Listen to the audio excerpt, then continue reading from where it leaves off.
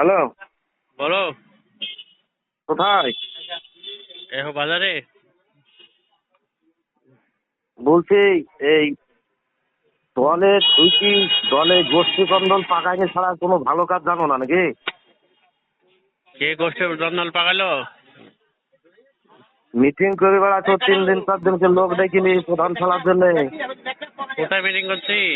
বহুত বড় বাহাদুর হয়ে গেছো নাকি? কেন, কি হয়েছে? হ্যাঁ, কি হয়েছে? হ্যাঁ বলো, কি হয়েছে? কিছুই জানো না তাহলে থেকে? কেন, তুমি তো তোমার মতন কিছু চলছো, তাতে কি হয়েছে? আমি আমার আমি মতন তো যে চলছি তো। আমি তো সবসময় তোমার এই, তুই ভোট করেছিস যে তোর সাথে চলতে হবে আমাকে? তো মারছিস, তোর কোন বাপ আছে? তুই আজ থেকে সাবধানে বাড়াইস রাস্তাঘাটে, তোর বলতো না।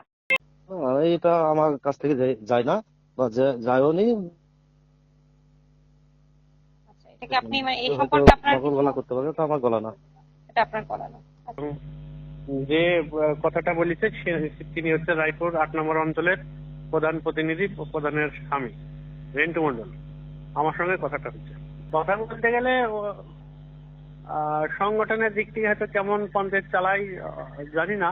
আমি দুবারের মেম্বার, অঞ্চলে রাজনীতি করেছি এবং পঞ্চায়েতের মেম্বার বা আহ, এলাকার মানুষ যোগাযোগ রাখে, কথা বলি। এবার ও নিজে হয়তো ভাবছেন যে পঞ্চায়েতের প্রধান ফেলে দেওয়া হবে বা কিছু হবে, এটা মনের দিক থেকে উনি ভাবছেন সংগঠন কিভাবে চালান, পঞ্চায়েত মেম্বার সবাই ওনার সঙ্গে সেভাবে আসছে কিনা উনিই বুঝেন।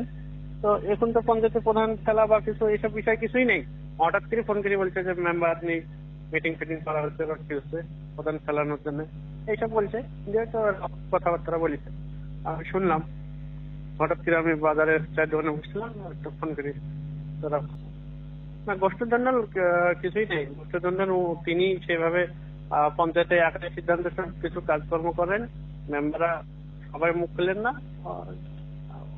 ওনার পিছনে হয়তো মেম্বাররা হয়তো হয়তো কেউ কোথায় হয়তো বসছে বা কিছু করছে, কে হয়তো কোথায় যোগাযোগ রাখছে, সেটা ভেবে হয়তো তিনি বলছেন হয়তো প্রধান ফেলে দেবেন বা কিছু, সেখানে আমাকে দায়ী করছেন। আমি তো পঞ্চায়েত সমিতির সাইডে আছি, পঞ্চায়েত সমিতির সাইড, পঞ্চায়েতের ব্যাপারটা আমি জানি না কিছু। এবার আমাকে দায়ী করছে। আর অঞ্চলে তো সেভাবে রাজনীতি করেছি, 2011 সাল থেকে আমি টিএমসি পার্টিটা করি।